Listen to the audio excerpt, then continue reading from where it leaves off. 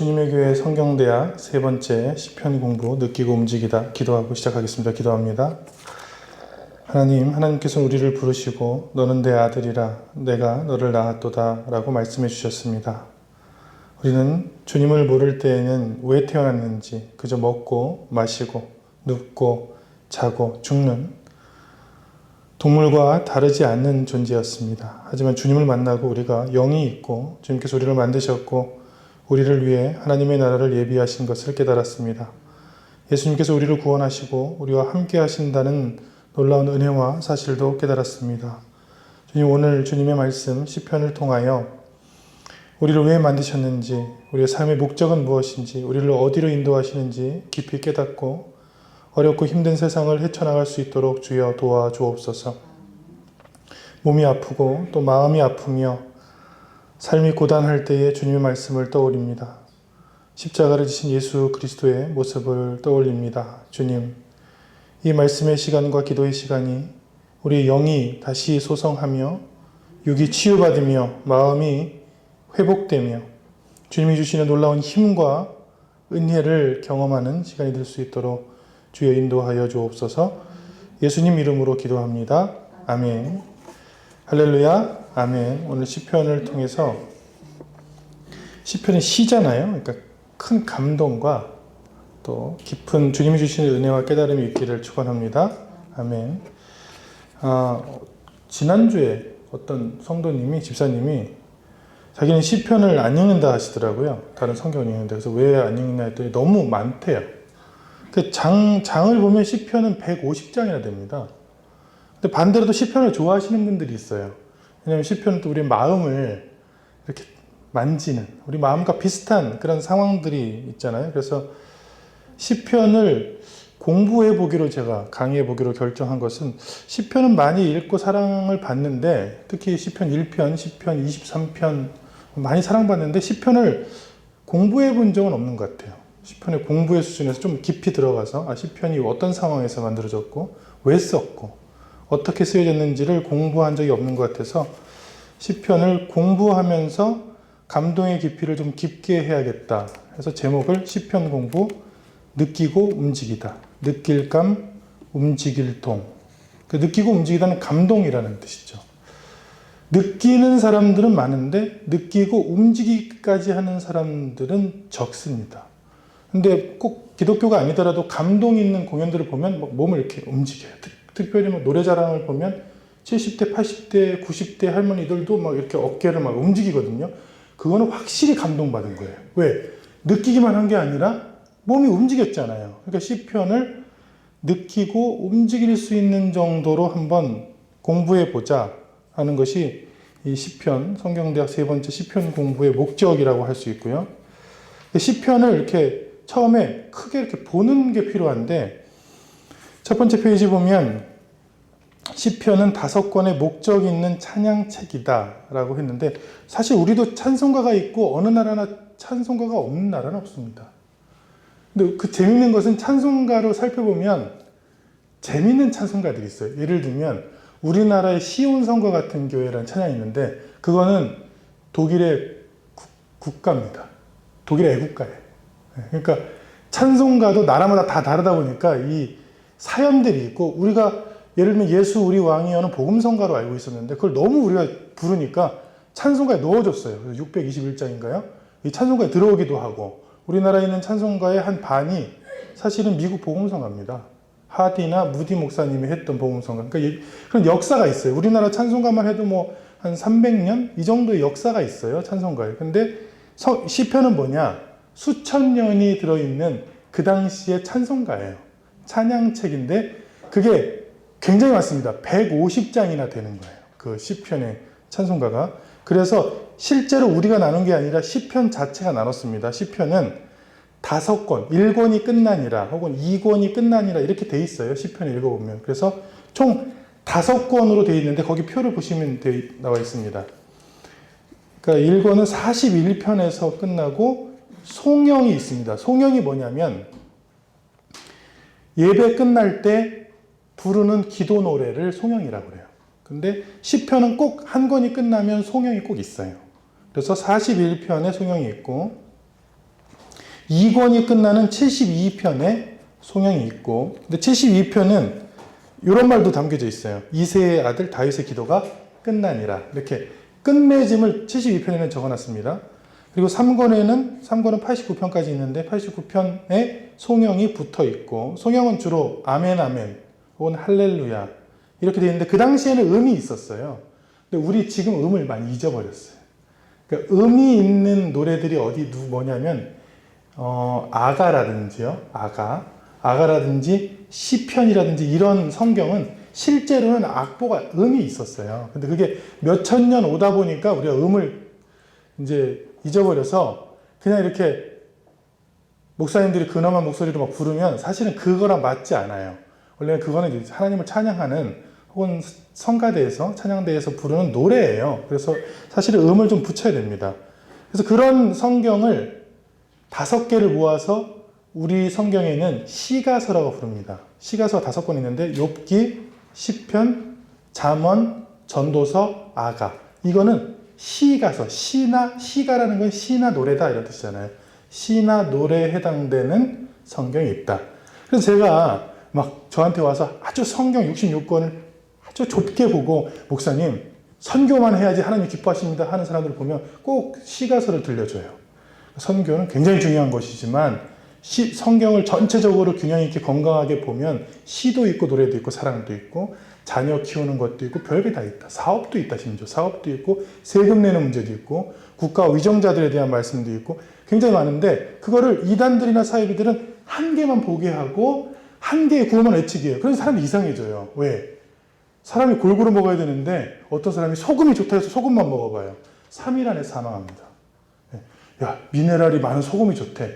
그 소금은 미네랄이 없는 소금에 비해서 좋은 거지, 나트륨을 그냥 계속 섭취하면 사망하죠. 알코올이나 나트륨이나 똑같아요. 들어오면 혈중에 있으면. 그러니까 아무것도 없는 거에 비해서는 천일염이나 나트륨이나 아니면 미네랄이 있는 것이 좋은 것은 사실입니다. 하지만 그것만 먹는 건 이상한 거죠. 너무 육식을 많이 하는 세상에서 채식을 하는 것은 육식만 하는 것보단 좋은 겁니다. 그러나 채식만 하면 빈혈에 걸립니다. 철분 흡수가 안 돼요. 채식으로는. 되지만 육식의 30분의 1밖에 안 돼요. 그래서 특히 어린아이들한테 채식만 먹이는 것은 아이들을 죽이기에 딱 좋은데 실제로 굉장히 많은 아이들이 사망했습니다. 엄마 아빠가 비건이나 채식주의자 같은 경우는 아이들이 사망하는 경우가 굉장히 많죠. 즉 시를 왜 배우냐? 시와 노래와 찬송도 우리 삶의 일부라는 거예요. 그리고 하나님 나라에 가보면 사람들이 찬양을 하고 있다는 모습이 성경에 등장하잖아요. 그러니까 이거를 우리 삶의 일부로 받아들여야 돼요. 그래서 나 막 신나는 노래 막 들었어, 뭐 노래방 가서 하는 것들은 금기가 아닙니다. 제가 보기에는 그거는 아주 평범한 일이에요. 사람이 노래를 부르고 춤을 추고 흥겹게 하는 것들은 막을 일이 아니죠. 그거는 그래서 아무것도 안 시켰던 모든 나라에 노동하는 사람들은 알아서 노래를 부릅니다. 그게 노동요예요. 우리나라도 노동요의 역사가 2000년이 넘어요. 노동하다 보면 너무 힘들어. 그러니까 그냥 뭐 노래도 흥얼흥얼 부르는데 그거는 어떻게 보면 하나님이 주신 거죠. 그래서 성경에 몇 권이 있다요? 5권이 있다는 거예요. 성경의 66권 중에 무려 5권이나 시와 노래와 우리의 감동을 이끌어내는 성경들이 많은데, 대표적인 게 이제 시편이죠. 4권은 106편에 송영이 붙어 있고 5권은 그 유명한 150편에 송영이 붙어 있는데, 다시 말합니다. 송영을 보면 시편을 왜 어떤 목적으로 하나님께서 우리에게 주셨는지가 그냥 보여요. 그래서 제가 우리 종이에 송영만 빨간색으로 밑줄을 쳐놨어요. 송영만. 한번 보겠습니다. 시편 1편부터 41편까지가 1권인데 그 끝에 시편 41편 13절 첫 번째 박스에 있죠. 같이 있습니다. 13절. 이스라엘의 하나님 여호와를 영원부터 영원까지 송축할지로다. 아멘 아멘. 아멘 아멘. 이거 여러분 되게 독특하게 봐야 됩니다. 아멘 아멘을. 다시 말씀드리면 송영은 붙인 거예요. 누가? 하나님을 찬양하는 찬양대가 붙인 거예요. 특별히 뭐 다윗 시대라든지 그 이후 시대 성전에서 이걸 찬양하다가, 야 이거는 우리가 예배 시간에 제사와 예배 시간에 끝에 쓰자. 그래서 이거를 찬양대가 부르는데 그때 찬양대는 우리 지금 찬양대보다 훨씬 많았습니다. 수백 명의 사람들이 악기를 연주하고 막 찬양을 하고 그랬어요. 그때 이걸 부르면서 우리도 이제 대예배 드리면 마지막에 요즘 반주로 끝나지만 예전에는 성가대 혹은 찬양대가 송영을 불러줬잖아요. 만복의 근원 하나님이 불러주잖아요. 그럼 우리가 마지막 기도를 한다든지 처음 기도를 하잖아요. 그거를 이제 송영이라 하는 거예요. 그 송영이 1권의 끝에 41편 13절에 여호와를 영원부터 영원까지 송축할지어다 아멘 아멘. 근데 사실 이렇게 하면 안 돼요. 저도 음은 모르지만 사실 이거는 노래니까 음을 붙여야 돼요. 노래를. 그래서 제가 정말 반가운 것은 우리나라의 찬양 중에 많은 가사들이 시편에서 왔습니다. 그건 바람직한 거예요. 찬양을 만들 때 시편으로 만들어야죠. 시편은 원래 찬양이 있었으니까. 2번 보면 2권이죠. 42편부터 72편까지의 끝에 72편의 끝에 송영이 붙어 있는데 19절, 20절 같이 있습니다. 그 영화로운 이름을 영원히 찬송할지어다. 온 땅에 그의 영광이 충만할지어다. 아멘 아멘. 똑같죠? 네, 똑같죠. 그리고 뭐라고 덧붙였어요? 이새의 아들 다윗의 기도가 끝나니라. 이건 2권 책이 끝났다고 한 거예요. 이거 후대에 이 많은 찬양집을 한 번에 다 모읍니다. 모아서 시편이라는 성경을 만든 거죠. 그러니까 시편은 5권이었어요. 왜 5권이냐? 시대마다 다윗 시대, 솔로몬 시대, 포로후 시대, 시대마다 이제 우리나라도 찬송가가 지금 현재 140년 기독교 역사 중에 여러 번 나왔거든요. 그것처럼 그 시대마다 이제 찬송가들을 다 모으니까 우리는 한 번에 보는 거죠. 우리는 이 몇천 년의 역사를 한 번에 모아서 보는 건데 그 당시에는 이게 이제 찬송가들이라고 보면 되죠. 그 다음 페이지에 보면 세 번째 권, 3권의 73편부터 89편까지인데 89편의 가장 끝절이 52절인데요. 52절 같이 있습니다. 여호와를 영원히 찬송할지어다. 아멘 아멘. 비슷하죠, 이것도. 시대가 비슷해요. 그러니까 이 시편에 이게 붙어 있으면 이게 그 시대의 찬송가의 끝이구나. 이렇게 우리는 이해할 수 있습니다. 그 한 1000년의 역사 가운데 몇백 년 그 찬송가의 끝이 이렇게 끝나는구나. 이렇게. 그 다음에 네 번째 권 4권은 90편부터 106편까지인데 특별히 106편의 끝절이 48절이에요. 48절 같이 있습니다. 여호와 이스라엘의 하나님을 영원부터 영원까지 찬양할지어다. 모든 백성들아 아멘 할지어다. 할렐루야. 왜 복잡하죠? 이거 왜 복잡합니까? 발전했어요. 이 세 권까지는 예전의 전통을 지켜왔는데 다윗의 전통을 지켜왔는데 이거는 시대가 이제 세련돼진 거예요. 그래서 우리 요즘 찬양 보면 막 굉장하잖아요. 예전에는 찬양이 굉장히 단순했거든요. 근데 요즘 찬양을 보면 화려하기도 하고 막 섬세하기도 하고 막 그렇잖아요. 이것도 그런 겁니다. 이제 4권에 오니까 예전의 전통에 따라 아멘 아멘 이렇게 끝나는 게 아니고 노래로 하면 막 현란한 노래가 이제 시작된 게 이제 4권이고요. 5권은 107편부터 150편까지인데 150편 6절 같이 있습니다. 호흡이 있는 자마다 여호와를 찬양할지어다. 할렐루야. 네. 그러니까 우리가 지금 뭘 살펴봤냐면 각 권, 성경은 5권의 찬양책으로 되어 있는데 각 권의 끝만 본 거예요. 끝이 예배 시간에 이렇게 송영으로 부르는 끝으로 끝났다. 왜 이렇게 보냐면 우리는 한 편씩 보잖아요. 시편을. 그러니까 그 한 편 한 편의 메시지는 우리가 받아들일 수 있고 느낄 수 있는데 전체적으로 150편을 숲을 조망하듯이 이렇게 본 적이 별로 없잖아요. 그러니까 이렇게 보니까 시편은 이런 목적, 예배, 하나님을 찬양하고 예배하는 목적으로 만든 거구나. 그래서 그 시편을 우리가 읽으면서 우리도 마치 삶의 자리에서 예배하는 마음으로 시편을 읽어야 되겠구나. 이렇게 생각하면 참 건강한 생각이죠. 시편을 읽으면서. 그 다음 이 페이지에 보면 송영은 이 시편을 왜 썼는지 알게 한다. 목적이 3가지가 있는데 누구를 찬양해야 하는가. 이 누구가 여러분 누구가 중요합니다. 이 기독교의 모습을 가지고 있지만 누구가 달라서 이단이 되는 게 많습니다. 그러니까 이단들은 굉장히 똑똑한, 이단의 우두머리들은 굉장히 똑똑하고 또 악의 영을 받아서 아주 영특하기도 한데 아주 나쁘죠. 근데 그들이 하는 거는 대상만 바꾸는 거예요. 잘 생각해 보세요. 어디를 갔어요? 되게 열심히 찬양하고 해. 근데 찬양의 대상이 하나님이 아니야. 누구예요? 이만이야. 그럼 그게 뭐가 됩니까? 신천지가 되는 거죠. 어느 가는데 열심히 찬양하고 똑같아요. 교회 모습도 똑같고 교회 배당도 똑같고 다 똑같아요. 근데 찬양하는 대상이 장길자야. 그러면 그 이단 하나님의 교회가 되는 거죠. 문선명도 마찬가지고 정명석도 마찬가지고 뭐만 바꾼 거예요? 대상, 신앙의 대상만 바꾼 거죠. 오직 예수 그리스도 신앙이 없는 거잖아요. 그러니까 막 사람들이 흔들리잖아요. 그러니까 시편은 대상을 명확히 하는 거예요. 누구를 찬양하는가? 41편. 그러니까 지금 제가 이렇게 표에다 만든 것들은 각 권의 끝에 있는 것입니다. 각 권의 끝에 있는 송영 부분을 발췌한 거예요. 41편 13절에 보면 5개 다 하겠습니다. 이스라엘의 누구를 찬양하래요? 하나님 여호와를 이렇게 명확히 여호와를 찬양하라 이렇게 대상을 줬어요. 이것도 중요합니다.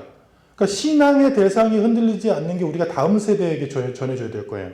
오직 예수, 오직 아버지 되신 하나님. 이 대상이 명확해야 된다. 72편 끝에 보면 누구를 빨간 글자로 누구를 찬양해요?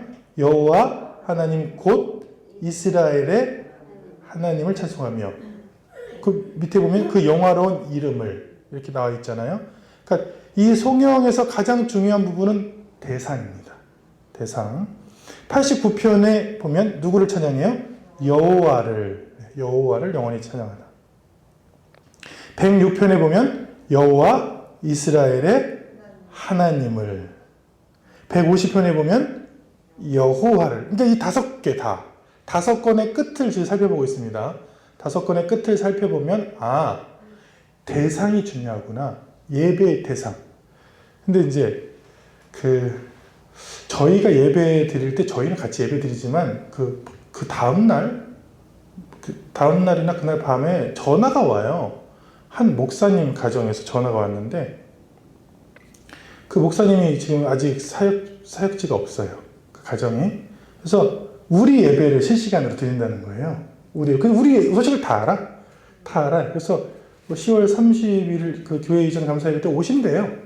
그러면서 검소하게 한다면서 그래서 제가 설교한 단어까지 다 알아요. 검소하게. 그래서 저 왜 검소하게 한다고 했냐면 신앙의 대상은 오직 하나님인데 교회가 자칫 화려하게 해. 예를 들면 담임 목사가 집사님 화려하게 하세요. 화려하게 하려면 돈이 필요해. 그러니까 교회의 돈의 대부분 뭐에 써야 돼요? 화려하게 치장하는데 써야 되잖아요. 근데 신앙의 대상은 누구예요? 하나님이잖아요. 근데 성경에 보면 예수님은 나는 인전 머리 둘 곳도 없다. 하나님은 성전 지으시라 하실 때 짓지 마라. 내가 뭐 이런 백향목 집에 거하겠느냐? 나는 어디든지 있다. 분명히 말씀하셨잖아요. 근데 많은 사람들이 대상을 이제 혼동하거나 혹은 대상이 바뀌면, 마음이 바뀌면 어떤 일이 일어나느냐? 신앙의 대상을 하나님으로 두지 않고 세상에 둡니다. 세상에 두는 사람의 가장 큰 특징은 화려한 거예요. 화려하고 있어 보이게 만들어라. 왜? 화려하고 있어 보이게 만드는 것들에 반응하는 사람들은 사람들이에요. 거기 교회에 와서 야 여기 화려하고 아주 멋진데 근데 하나님은 그거에 반응하셔야 돼요. 하나님은 뭐에 반응하시느냐? 중심에. 그 중심이 하나님께 순종하는가? 그 말씀을 듣는가? 그 말씀이 정말 진정으로 하나님을 찬양하는가? 거기에 반응하시죠, 하나님은. 그러니까 여러분들도 보는 눈을 키워야 돼요. 대상이 하나님인가? 이 교회가 혹은 이 신앙의 대상이 하나님인가? 아니면 세상인가? 그게 지금 시대에 가장 명확하게 우리가 구분해야 될 점이에요. 시편이 우리를 가릅니다. 대상은 반드시 하나님이어야 된다. 예배와 교회의 모임과 모든 것의 대상은 오직 하나님과 하나님의 영광을 위해서 하는 거지 사람을 위해서 하는 것은 아닙니다. 그래서 교회 이전 감사 예배라고 했죠. 하나님께 감사드리는, 지금까지 온 모든 여정을 하나님께 감사드리는 예배를 많은 축하해 주는 사람들과 함께 모여서, 목적은 예배예요. 함께 예배 드리는 거죠. 1.2에 보면 언제 찬양해야 하는가, 이게 두 번째 주제예요. 시편에. 대상은 하나님이고요. 언제 찬양해야 하는가. 41편 13절 빨간 글씨만 읽겠습니다. 영원부터 영원까지. 이게 중요합니다. 찬양을 한다는 게 뭐냐? 그냥 노래를 하는 게 아닙니다. 찬양을 하는 것은 영원한 하나님의 나라에 들어왔다는 거예요. 그래서 천국의 모습에서 하나님을 찬양하는 모습을 볼 수 있다는 것은 성경에서 내가 하나님을 찬양하는 존재가 됐다는 것은 영원히 살 수 있는, 하나님과 영원히 교제할 수 있는 하나님의 자녀가 되었구나. 이걸 깨닫는 거예요. 그래서 이 시간이 중요해요. 72편도 볼까요? 72편에 보면 제가 빨간색으로 표시했죠. 어떻게 찬양하면 돼요? 영원히 찬양하다. 이게 지금 공통점을 뽑아낸 거예요. 제가 읽으면서 이 공통점을 이렇게 분류대로 제가 뽑아낸 것 뿐이지 성경에는 그대로 있습니다. 89편에 보면 어떻게 돼요? 영원히. 똑같네요. 영원히. 106편에는요. 영원부터 영원까지. 근데 150편에는 없어요. 왜 없을까요? 네, 호흡이 있는 자마다 라고 표현했어요. 그냥 호흡이 있는 자마다. 네. 살아있으면 하나님을 찬양해라 라고 150편에는 표현했습니다. 그래서 언제도 중요하다. 신앙은 뭐냐? 대상은 하나님이고 내가 하나님을 믿는 순간, 예수 그리스도를 믿고 하나님을 만나는 순간 내 삶이 그냥 죽어 없어지는, 썩어 없어지는 존재가 아니라 영원히 하나님을 찬양하는 존재구나. 그거를 깨닫는 게 시편의 목적이죠. 그래서 대상과 언제, 영원입니다. 영원히가 굉장히 중요합니다. 더 재밌는 게 하나가 있어요. 세 번째입니다. 누가 찬양해야 하는가? 이것도 성경에서 제가 뽑아냈어요. 누가 찬양해야 하는가? 41편에 12절에 주께서 누굴 부르셨어요? 나를 부르죠. 나를 온전한 중에 붙으시고 영원히 주 앞에 세우시나이다. 나를 불렀어요. 그리고 13절에는 누구를 찬양하면 돼요? 이스라엘의 하나님 여호와를 찬양하면 돼요. 그러니까 나가 이스라엘은 승리한 사람이란 뜻입니다. 이스라엘에 대해 설명을 좀 해야겠어요. 이스라엘은 야곱의 이름입니다. 야곱.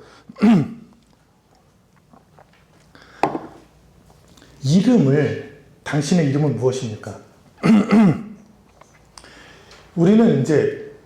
우리나라는 이름을 물어봅니다. 예를 들면, 이남숙 집사님 이러면 물어봅니다. 성함이 어떻게 되십니까?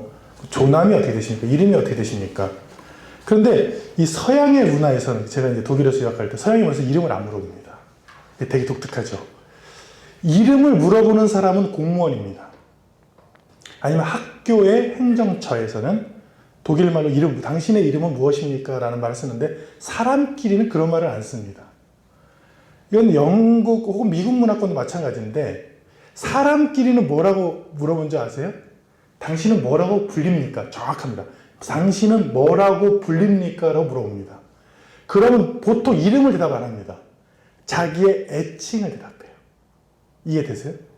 제 이름이 이덕균인데 덕균이라는 말이 힘들잖아요. 그래서 독일에 갔을 때 나한테 네 이름이 뭐냐 물어본 사람은 아무도 없어요. 너는 뭐라고 불리냐? 서로 다 그렇게 물어봅니다. 그리고 그때 진짜 이름을 얘기 안 해요. 제 그 인도 친구가 이름이 한 48자입니다. 진짜요. 인도 푼잡 지방의 사람인데 이름이 전통상 48자인데 그냥 그걸 다 말할 수는 없잖아요. 구구절절히 내 이름이 고조 못 따서 이 이름 이거 얘기할 수가 없잖아요. 그래서 그냥 너는 뭐라고 불리니까 나 앤디야. 앤디. 난 그냥 앤디인 줄 알았어요. 그때 나중에 그 학교 서류를 보니까 이름이 굉장히 길더라고. 예. 그리고 저도 제 이름을 얘기를 안 했어요. 너는 뭐라고 불리니? 그래서 나 리야, 리. 이 진짜 이름은 너무 힘드니까 리라는 성도 없어요. 거기는. 그러니까 다 나를 리라 불렀어요. 그래서 말이 두 개입니다. 이름을 물어보는 말이 너는 뭐라고 불리니와 당신의 이름은 무엇입니까? 당신의 이름 무엇입니까는 굉장히 이 공무원적인 말투고 사람끼리는 절대 그런 얘기를 하지 않아요. 네. 근데 뭐라고 불리냐? 이게 굉장히 중요하잖아요. 야곱은 이름이 야곱인데 불리기는 이스라엘로 불렀습니다. 성경에. 왜요? 야곱은 사기꾼이라는 뜻이에요. 네. 진짜 사기꾼으로 살았어요. 형 속이고 삼촌 속이고 일평생 사기꾼. 하나님 만나기 전엔 사기꾼으로 살다가 기도하다가 하나님을 만났어요. 야복강 나루토에서 죽기 바로 전 하나님 살려주세요 기도하다가 천사를 붙잡고 기도하다가 하나님을 만났어요. 하나님께서 네가 다른 거는 다 사기꾼 같은데 딱 하나만 마음에 든다는 거 뭐예요? 절대 기도를 포기하지 않아. 절대로. 하나님을 만난다는 그 의지, 그 기도에 응답을 하는 의지. 그래서 너는 승리자다 그래서 승리자. 이긴 사람 혹은 승리자가 무슨 뜻이냐? 이스라엘이에요. 그래서 이 민족이 야곱 이후로는 자신의 민족의 이름을 야곱의 이름을 땄어요. 야, 우리가 사기꾼으로 살지 말고 일평생 승리하는 자, 하나님 앞에서 승리하는 자로 살자. 그래서 지금도 나라 이름이 뭡니까? 이스라엘이죠? 네, 이스라엘. 그래서 여기 지금 이스라엘이 있는 거예요. 민족의 이름을 애칭으로 부른 거예요. 그러니까 여러분들도 이름이 두 개입니다. 여러분들의 이름을 여러분 지은 적이 없잖아요. 태어나자마자 받으신 거 아니에요, 이름을. 그건 어쩔 수 없지만 두 번째 이름, 그건 신앙의 이름이에요. 그건 얼마든지 여러분이 지을 수 있어요. 여러분의 호도 지을 수 있고 여러분의 애칭도 지을 수 있고 신앙의 이름도 지을 수 있고 그 이름으로 하나님을 찬양한다. 그래서 여긴 나가 뭐가 됐어요? 이스라엘이 된 거죠. 이 42편에 보면 72편 보겠습니다. 3페이지. 72편에 누가 하나님을 찬양해요? 대상이 누가요? 이스라엘. 네, 이스라엘이 찬양해요. 이스라엘 승리자라고 했습니다. 3페이지에 보면 이스라엘. 그 다음에 89편에 보면 3페이지 그 네모 박스의 89편에 보면 주의 종들이 혹은 민족이 뭐 이런 표현이 나와요. 아, 찬양이 그 당시 찬양을 혼자 한 것이 아니라 많은 민족이 이스라엘 민족들이 모여서 주님을 찬양한 것을 알 수 있습니다. 근데 재밌는 것은 제가 파란색으로 표시한 거예요. 106편과 4권과 150편 5권에 파란색으로 표시했어요. 자, 이스라엘 민족인 건 알겠어요. 이 찬양을 만든 사람들이. 근데 하나님께서 이 이스라엘 민족에 머물면 안 된다는 거예요, 찬양은. 그래서 106편에는 누가 찬양하면 돼요, 하나님을요? 106편 모든 백성들 하잖아요. 모든 백성들아. 그러니까 백성이 확장됩니다. 모든 백성들이 하나님 찬양하면 되고 150편은 결론이거든요, 시편에. 누가 찬양하면 돼요? 이게 놀라워. 저는 여기에 소름이 끼친 거예요. 뭐냐면 이게 점점 찬양이 가면서 자기 민족의 찬양이었다가 시편이요. 그 찬양이 모든 민족으로 그리고 호흡이 있는 모든 사람을 초청하기 시작합니다. 그러니까 시편이 뭐냐? 열려 있어요. 시편, 시와 노래라는 것은 열려 있는 것입니다. 어느 누구나. 그래서 교회 안 다니는 사람도 당신은 사랑받기 위해 태어나서 이거 부릅니다.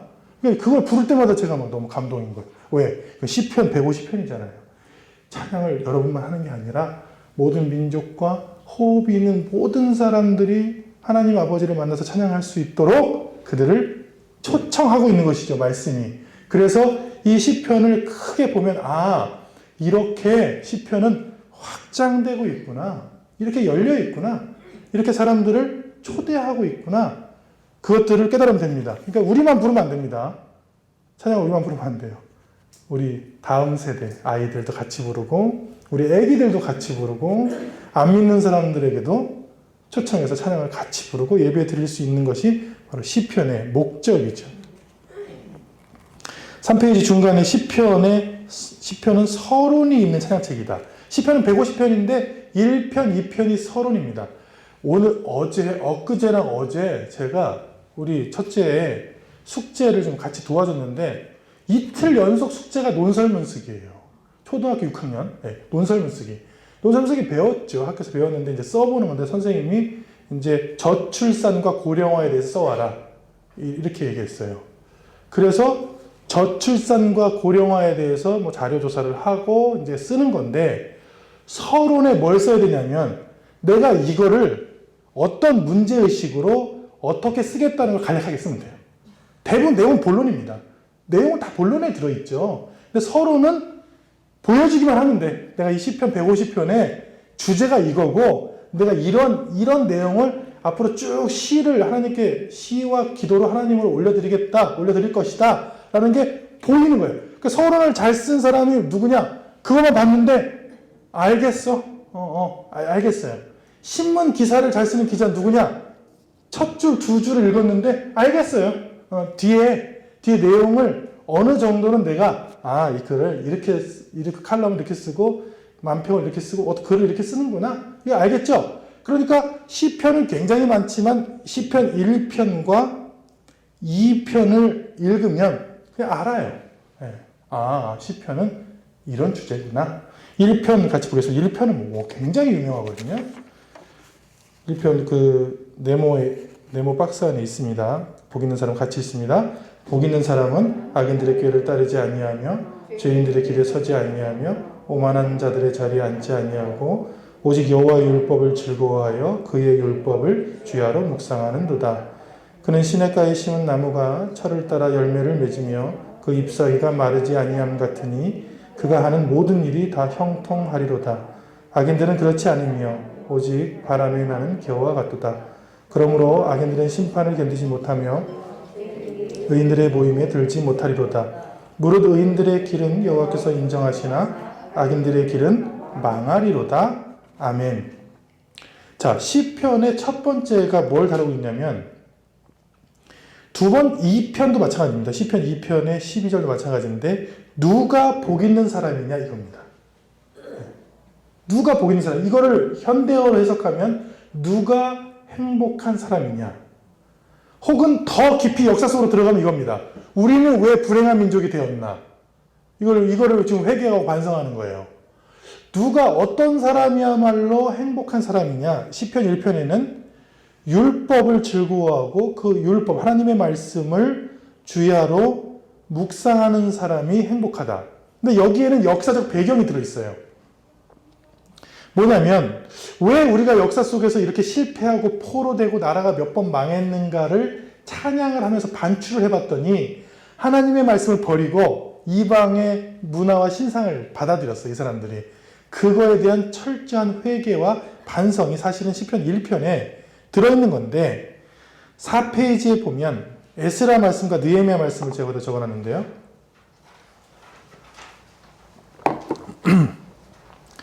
에스라 9장 7절에 우리 조상들의 때로부터 오늘까지 우리의 죄가 심하매. 왜 죄가 심하냐는 거예요. 역사를 해석해 보는 거예요. 우리의 죄악으로 말미암아 우리와 우리 왕들과 우리 제사장들을 여러 나라 왕들의 손에 넘기사 칼에 죽으며 사로잡히며 노략을 당하며 얼굴을 부끄럽게 하시며 오늘날과 같으니이다. 에스라는 이렇게 나라가 멸망하고 역사에서 실패했던 것이 무슨 이유 때문이냐? 하나님께 죄를 지었는데 그것이 말씀을 따르지 아니한 죄라는 거예요. 그게 시편 1편에 지금 녹아있는 겁니다. 시편 1편만 보면 이게 무슨 내용이지? 그냥 단순한 그냥 말씀을 주야로 묵상해라 이건데 사실은 이 시대에 들어가 보면 동시대에 들어가 보면 어떤 거냐면 왜 우리는 이렇게 불행하지? 왜 우리는 이렇게 역사 속에서 큰 변을 많이 당했지? 이건 우리가 하나님의 말씀을 따르지 않아서야. 이런 마음이 여기 들어야 있다는 거예요. 시편 1편에. 느헤미야 1장 6절 7절도 동일합니다. 그러니까 이걸 역사 해석이라 하는데 우리가 왜 이렇게 됐지? 우리가 하나님의 말씀을 잘 안 따라서지 이제 말씀을 잘 따라야 되겠다라는 주제로 시편이 1편부터 150편까지 시작되는 거예요. 찬양의 내용이 하나님 제가 결단하고 주의 말씀을 주야로 듣고 순종하고 묵상하겠습니다. 라는 말씀들이 결론적으로 돼 있어요. 그래서 어떻게 되어 있냐면 막 한탄해. 다른 사람을 미워해. 뭐 그런 시편이 많아요. 시편에. 뭐 그러다가 갑자기 결론은 어떻게 끝나요? 하나님을 찬양한다든지 아니면 하나님의 말씀을 따르겠다든지 그렇게 끝나요. 그러니까 시편은 결론이 있어요. 현실에서 당하는 것도 우리랑 똑같아요. 뭐 힘들다, 너무 어렵다, 너무 억울하다, 나의 적들이 너무 많다, 뭐 이런 내용들이 많이 있어요. 근데 그 시편의 끝에 한번 보세요. 뭐라고 되어 있어요? 말씀을 따르겠나이다. 주님을 영원까지 찬양하겠나이다. 뭐 이렇게 끝나잖아요. 그러니까 이 시편 1편이 바로 그런 주제, 하나님의 말씀을 따르지 아니했던 그 역사를 회개하고 이제부터는 주의 말씀을 따르겠나이다 라는 결단이 여기 들어있는 거죠. 4페이지에 보면 2편도 제가 적어놨는데 2편은 정말 놀랍습니다. 이거 정말 감동이고 시편이 그냥 단순히 시와 노래가 아니구나. 하나님의 예언과 역사에 들어있구나를 깨달을 수 있어서 1절부터 12절까지 다 같이 읽겠습니다. 어찌하여 이방 나라들이 분노하며 민족들이 헛된 일을 꾸미는가? 세상의 군왕들이 나서며 관원들이 서로 꾀하여 여호와와 그의 기름 부은 받은 자를 대적하며 우리가 그들의 맨 것을 끊고 그의 결박을 벗어버리자 하는도다. 하늘에 계신 이가 웃으시며 주께서 그들을 비웃으시리로다. 그때에 분을 바라며 진노하사 그들을 놀라게 하여 이르시기를 내가 나의 왕을 내 거룩한 산 시온에 세웠다 하시리로다. 내가 여호와의 명령을 전하노라. 여호와께서 내게 이르시되 너는 내 아들이라. 오늘 내가 너를 낳았도다. 내게 구하라. 내가 이방 나라를 내 유업으로 주리니 내 소유가 땅끝까지 이르리로다. 내가 철장으로 그들을 깨뜨리며 질그릇같이 부수리라 하시도다. 그런즉 군왕들아 너희는 지혜를 얻으며 세상의 재판관들아 너희는 교훈을 받을지어다. 여호와를 경외함으로 섬기고 떨며 즐거워할지어다. 그의 아들에게 입맞추라. 그렇지 아니하면 진노하심으로 너희가 길에서 망하리니 그의 진노가 급하심이라. 여호와께 피하는 모든 사람은 다 복이 있도다. 아멘. 이 편은 어떤 주제를 갖고 있냐? 누가 진정한 세상의 왕이냐 이거예요. 근데 놀라운 것은 그의 아들이다 이렇게 써요. 6절, 7절, 12절 다 볼게요. 6절에 보면 하나님께서 나의 왕을 내 거룩한 산 시온에 세웠다. 하나님께서 예수님을 말씀하는 겁니다. 7절에 보면 너는 내 누구예요? 아들이라. 12절에는요. 그의 아들에게 입맞추라. 그러니까 시편의 주제가 뭐냐? 하나는 주의 말씀을 따르는 것이고 하나는 예수 그리스도를 예언하는 것입니다. 그러니까 이 시편이 하나님의 말씀과 예수 그리스도가 없으면 시편이 아니에요. 즉 교회에서 찬양할 때 하나님의 말씀을 따르겠다는 결단과 거기에 오직 예수가 없으면 그건 찬양이 아니에요. 예배도 아니에요. 그거는 그냥 다른 모임일 수는 있지만, 그러니까 시편 전체 주제가 시편 1편과 2편에 명확히 들어있고 그게 우리 신앙의 중심이기도 합니다. 이제는 우리 역사, 우리 삶의 역사를 복되게 하는 방법은 하나님 말씀을 따르는 것이다. 그리고 그 따르는 길은 오직 예수 그리스도다. 이게 지금 시편의 150편의 서론 부분에 마치 두 기둥처럼 1편과 2편에 지금 들어있는 거예요. 그래서 질문을 하자면 누가 왕이냐? 누가 세상의 주인이냐? 2편에서는 오직 예수, 하나님의 아들 예수 그리스도. 이게 시편에 들어있는 거죠. 5페이지에 가겠습니다. 5페이지에 보면 결론도 있어요. 이 결론이 오늘 강의 끝인데 시편이 150편까지 있으니까 150편이 결론이죠. 네. 근데 결론이 5개나 있어요. 결론부라고 그래요. 결론부. 그리고 결론 찬양들은 할렐루야 찬양이라고도 부르는데 그 이유는 할렐루야로 시작합니다. 시편이 146편부터 150편 다 5개가 다요. 그리고 할렐루야로 끝납니다. 마치 송영처럼 할렐루야로 시작해서 할렐루야로 끝나는 노래처럼 만들어 놨어요. 그래서 이게 시편의 결론이에요. 서론은 1편, 2편. 하나님의 말씀, 오직 예수 그리스도. 그게 서론이고 결론은 할렐루야예요. 할렐루야가 뭐냐? 하나님을 찬양할지어다. 이게 할렐루야죠. 그래서 제가 146편부터 150편까지 표로 만들었죠? 5페이지, 5페이지. 다 읽을 필요가 없습니다. 다 똑같아요, 그냥. 시작은 할렐루야, 끝은 할렐루야. 시작은 할렐루야, 끝은, 이게 다 똑같죠? 네, 그래서 이 시편들을 보통은 할렐루야 시편, 그리고 시편의 결론이다. 우리의 삶의 행복한 결말이 뭐냐? 함께 하나님을 찬양하는 것. 6페이지에 3.2에 보면 시편 150편이 시편 전체의 결론이다. 제가 이렇게 적어놨는데 그래서 시편 150편은 같이 한번 읽어보겠습니다. 1절로 6절까지. 할렐루야 그의 성소에서 하나님을 찬양하며 그의 권능의 궁창에서 그를 찬양할지어다. 그의 능하신 행동을 찬양하며 그의 지극히 위대하심을 따라 찬양할지어다. 나팔소리로 찬양하며 비파와 수금으로 찬양할지어다. 소고치며 춤추어 찬양하며 현악과 퉁소로 찬양할지어다. 큰 소리 나는 재금으로 찬양하며 높은 소리 나는 재금으로 찬양할지어다. 호흡이 있는 자마다 여호와를 찬양할지어다. 할렐루야 라고 끝납니다. 이거를 조합하면 딱 이제 3박자밖에 없어요. 3개밖에 없어요. 누가 행복한 사람이냐? 누가 행복한 사람이냐? 하나님의 말씀을 따르기로 결단하고 오직 예수 그리스도를 받아들이고 함께 하나님을 찬양하는 사람들, 그 사람이 참 행복한 사람이다. 근데 사람들이 이걸 인정을 안 해요. 아니다. 일단 철이 없는 자녀들만 보세요. 대번 아니라고 그래요. 아니야. 게임하는 게 행복한 거야. 쉬는 게 행복한 거야. 아무것도 안 하는 게 행복한 거야. 나름대로 다 인간은 뭐가 행복하다는 걸 가지고 있어요. 술 마시는 사람들은 그게 행복하다고 생각해서 마시는 거예요. 다 나름대로 자기 나름대로 이게 돈이 행복한 거야. 뭐 아파트가 행복한 거야. 다 있잖아요. 성경의 주제는 명확합니다. 세 가지가 행복한 거래요. 진짜 영원히 잃지 않는. 잠깐만 행복한 거 말고요. 잠깐만 행복한 것 중에 나쁜 게 굉장히 많죠. 약이라든지 알코올이라든지. 영원히 행복한 것은 하나님의 말씀을 따르기로 결단하는 것, 오직 예수 그리스도를 받아들이는 것, 함께 호흡 있는 모든 사람들에게 찬양할 수 있도록 함께 초청하거나 함께 찬양하는 것. 그게 사람을 진정으로 행복하게 한다. 그게 시편을 제가 숲에서 숲 전체를 조망했을 때 주시는 세 가지 메시지예요. 아, 시편은 이런 거구나. 이제 다음 주부터 들어갈 거예요. 자세히. 모아놓은 게 있어요. 뭐 아삽의 시. 왜 모아놨을까? 그 왜 모아놨는지를 들어가서 그 시편들을 다 읽어보고, 시편들은 주로 모아져 있어요. 떨어져 있지 않습니다. 주제별로 다 이렇게 묶어져 있거든요. 그래서 주제별로 들어가서 하나하나 공부할 거지만, 오늘은 뭘 했어요? 개관을 한 거죠. 이렇게 크게 봤더니, 시편이란 말씀이 이런 주제를 갖고 있고, 이런 목적을 갖고 있고, 이런 결론을 갖고 있고, 누가 행복한지를 우리에게 가르쳐 주는 거라. 기도하겠습니다.